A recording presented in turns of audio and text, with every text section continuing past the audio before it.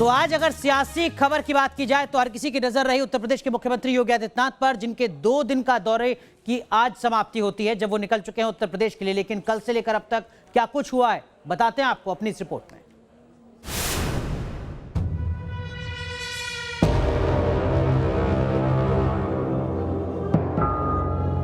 दिल्ली का दौरा है लेकिन मंजिल मिशन लखनऊ है। यूपी के सीएम योगी आदित्यनाथ के दौरे को इसी नजरिए से देखा जा रहा है। योगी के दिल्ली दौरे के तहत सबकी नजरें पीएम मोदी से उनकी मुलाकात पर टिकी थी। करीब 80 मिनट तक हुई पीएम मोदी और योगी आदित्यनाथ की मुलाकात। पीएम मोदी से मुलाकात के बाद यूपी के सीएम योगी आदित्यनाथ ने ट्वीट किया। योगी ने लिखा, आज आदरणीय प्रधानमंत्री नरेंद्र मोदी जी से नई दिल्ली में शिष्टाचार भेंट और मार्गदर्शन प्राप्ति का सौभाग्य प्राप्त हुआ। अपनी व्यस्ततम दिनचर्या से भेंट के लिए समय प्रदान करने और आत्मीय मार्गदर्शन के लिए आदरणीय प्रधानमंत्री जी का हृदय तल से आभार। प्रधानमंत्री नरेंद्र मोदी से मुलाकात के बाद सीएम योगी सीधे बीजेपी अध्यक्ष जेपी नड्डा से मिलने के लिए गए। करीब 2 घंटे तक हुई योगी नड्डा की मुलाकात। बताया जा रहा है कि इस मीटिंग में यूपी में अगले साल के होने वाले विधानसभा चुनाव और राज्य के राजनीतिक हालात पर चर्चा हुई। इस मुलाकात के बाद भी योगी आदित्यनाथ ने ट्वीट किया, आज आदरणीय राष्ट्रीय अध्यक्ष श्री जेपी नड्डा जी से नई दिल्ली में शिष्टाचार भेंट कर विभिन्न विषयों पर उनका मार्गदर्शन प्राप्त किया। अपनी व्यस्त दिनचर्या से मुझे समय प्रदान करने के लिए आदरणीय अध्यक्ष जी का कोटिशः आभार। इससे पहले गुरुवार को योगी आदित्यनाथ ने गृहमंत्री अमित शाह से करीब 1.5 घंटे तक चर्चा की थी। इन मुलाकातों को लेकर बीजेपी की तरफ से कोई आधिकारिक बयान तो नहीं दिया गया, लेकिन इन मुलाकातों को यूपी चुनाव की तैयारियों से जोड़कर देखा जा रहा है। गृहमंत्री, पीएम मोदी और बीजेपी के राष्ट्रीय अध्यक्ष से मुलाकात के बाद योगी आदित्यनाथ ने राष्ट्रपति से भी मुलाकात की। Team news nation. तो एक तरफ उत्तर प्रदेश को लेकर भारतीय जनता पार्टी लगातार बैठकों का दौर चला रही है, मंथन कर रही है। वहीं दूसरी तरफ बीजेपी को एक बड़ा झटका लगा पश्चिम बंगाल की सियासत में, जहां बीजेपी के राष्ट्रीय उपाध्यक्ष मुकुल रॉय ने बीजेपी को ना कहकर टीएमसी में घर वापसी कर ली।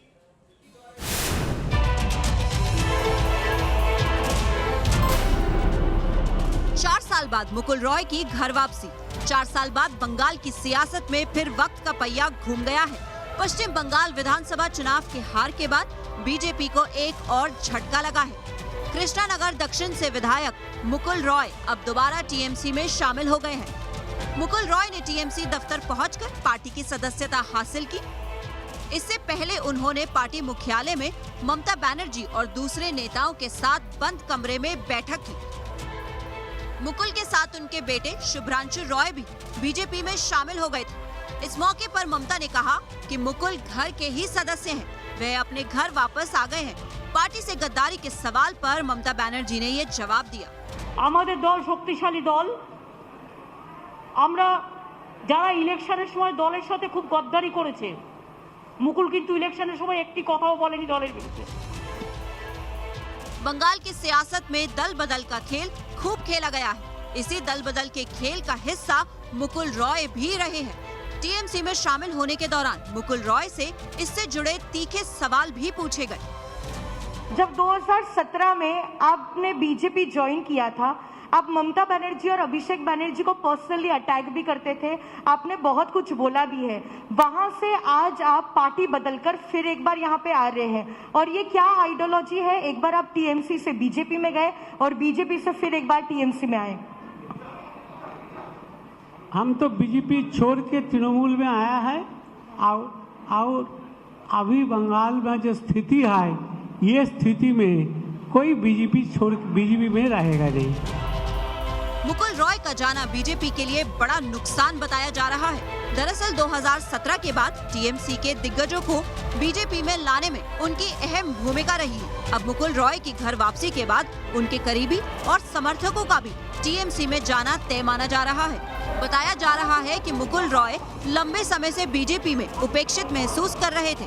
जानकारों के मुताबिक उन्हें उम्मीद थी कि बंगाल में विपक्ष के नेता के रूप में उनका नाम आगे किया जाएगा, लेकिन ये जिम्मेदारी शुवेंदु को दी गई।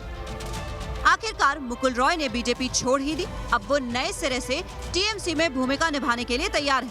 Team news nation.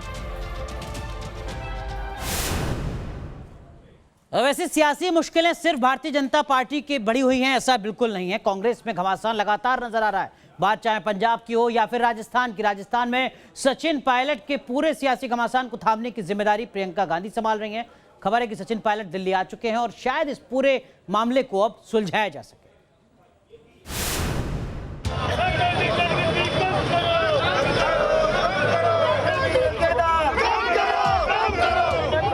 कहने को तो महंगाई के खिलाफ कांग्रेस का ये प्रदर्शन है, लेकिन सभी की निगाहें टिकी रही सचिन पायलट पर। राजस्थान कांग्रेस के अंदर चल रहे विवाद का अंजाम क्या होगा?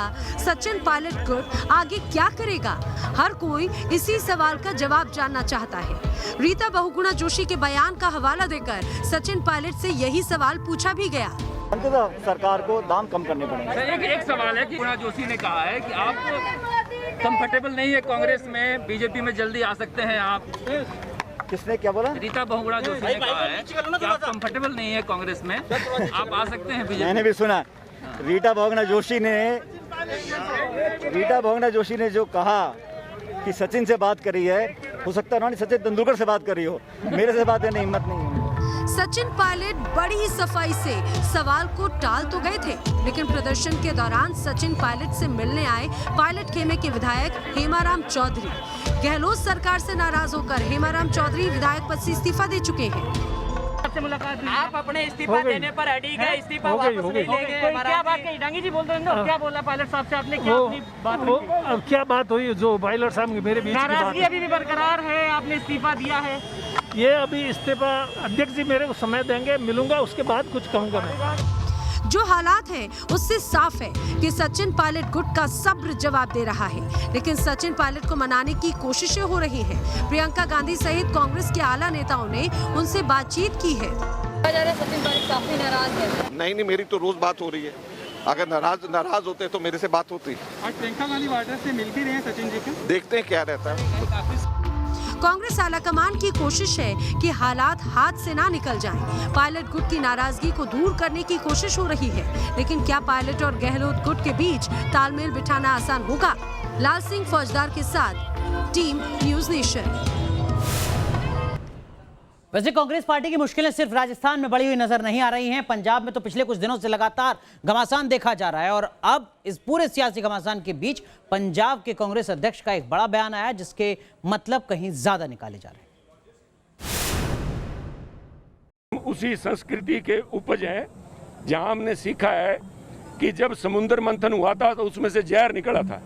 साहब सुनील जाखड़ उस विष को पीने के लिए तैयार है। सुनील जाखड़ कभी भी कांग्रेस पार्टी की एकजुटता और मजबूती के अंदर कभी भी रोड़ा नहीं बनेगा। सुनील जाखड़ को हटाने से अगर कांग्रेस मजबूत होती है तो आज ही अभी इसी समय कर दी जाए ताकि इकट्ठे होकर लड़े। सुनील जाखड़ संकेत दे रहे हैं कि वो पंजाब कांग्रेस में जारी कलह के विष को पीने के लिए तैयार है। सुनील जाखड़ का ये बयान क्या सुलह कमेटी की रिपोर्ट से जुड़ा है? दरअसल पंजाब में कैप्टन बनाम सिद्धू की सियासी तकरार को सुलझाने के लिए बनी 3 सदस्यीय कमेटी अपनी रिपोर्ट सौंप चुकी है। सूत्रों की माने तो रिपोर्ट में कमेटी ने गठबंधन के स्तर पर फेरबदल की जरूरत पर जोर दिया। बताया जाता है कि पंजाब प्रदेश अध्यक्ष सुनील जाखड़ की भूमिका को लेकर कमेटी खुश नहीं है। अब ऐसे में सुनील जाखड़ को हटाया भी जा सकता है। पंजाब कांग्रेस अध्यक्ष को हटाने की अटकलें तेज हैं। सुनील जाखड़ ने विष पीने की बात कहकर अपनी रजामंदी जता दी है। सूत्रों की माने तो कमेटी का ये भी मानना है कि सिद्धू की नाराजगी को दूर किया जाना चाहिए। सुनील जाखड़ भी इससे इत्तेफाक जरूर रखते हैं। सिद्धू को सम्मानजनक ओहदा मिलना चाहिए स्टेट यूनिट में, उसको क्या कि इस बात के अंदर किसी भी कमेटी की जरूरत नहीं है। पहले दिन से खुद कैप्टन साहब ने कहा, सारे हर एक कोई कह रहा है कि उनको सम्मानजनक उनका ओहदा मिलना चाहिए। पार्टी ने क्या कहा है क्या नहीं कहा, ये सभी अभी सबके अपने अपने अंदाजे हैं, अंदाजों के ऊपर बात नहीं होती, परंतु ये एक जन भावना है कि उनको सम्मानजनक कोई न कोई। पंजाब कांग्रेस में जारी तनातनी के बीच सुनील जाखड़ का ये बयान बेहद अहम है। जाखड़ के इस बयान को पंजाब कांग्रेस में विवाद को सुलझाने के लिए उठाए जा रहे कदमों से जोड़कर देखा जा रहा है। Team news nation. मानसून की दस्तक के साथ ही झमाझम बारिश और जलजमाव की तस्वीरें भी देश के अलग अलग हिस्सों से सामने आ रही हैं। गुजरात से भी ऐसी तस्वीरें आई हैं। अमरेली और नवसारी से साथ ही साथ उत्तराखंड की तस्वीरें भी हर किसी को एक अलग तरीके की झलक दिखा रही हैं।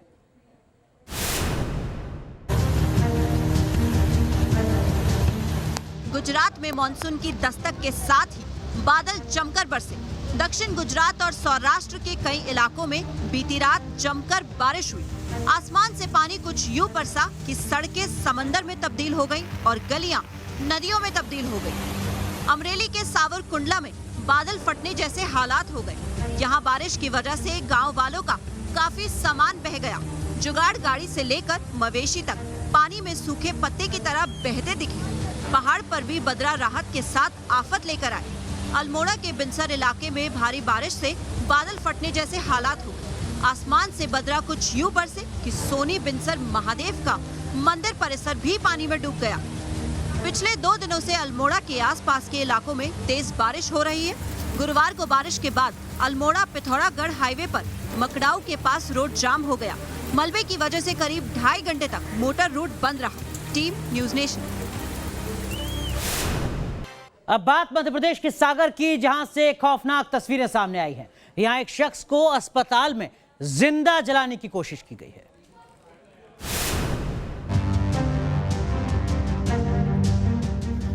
जब इंसान बन गया आग का गोला, अस्पताल में जिंदा जलाने की कोशिश। सीसीटीवी की तस्वीर खौफनाक है। ये सागर के जिला अस्पताल की तस्वीर है। यहाँ मारपीट के एक मामले में इलाज कराने के लिए आए व्यक्ति को अस्पताल कैंपस में ही जिंदा जला दिया गया। मामला आपसी रंजिश का है। दरअसल बुधवार को पुलिस के पास मारपीट का मामला दर्ज हुआ था। पीड़ित का एमएलसी करवाने के लिए पुलिस उसे अस्पताल लेकर आई थी, लेकिन अस्पताल में मारपीट के आरोपी ने पीड़ित को जिंदा जलाने की कोशिश की। अस्पताल स्टाफ ने किसी तरह आग बुझाई। पुलिस ने मामले में आरोपी को गिरफ्तार कर लिया। आहत है दामोदर कोरी, उसको एक मिलन रजब उर्फ माचे, जो कि पुरियाव टोरी के निवासी है, उसके द्वारा आग लगा के उसकी हत्या का प्रयास करने का प्रकरण पंजीबद्ध किया गया है। इसमें जो है जो आहत दामोदर कोरी, उसके मृत्युकालिक कथन भी कराए गए हैं और अस्पताल की फुटेज भी देखी गई है। उसमें ये पाया जा रहा है कि मिलन रजक उर्फ माचे द्वारा उसको आग लगाई गई है। पीड़ित की हालत खराब है। उन्हें इलाज के लिए बुंदेलखंड मेडिकल कॉलेज में भर्ती कराया गया है। Team news nation. बात कोरोना के कहर की। बढ़ती तारीखों के साथ कोरोना का कहर लगातार कम हो रहा है। जो ताजा आंकड़े आए उसके मुताबिक अमेरिका के बाद सबसे बेहतर रिकवरी कोरोना के मोर्चे पर हिंदुस्तान में हुई है।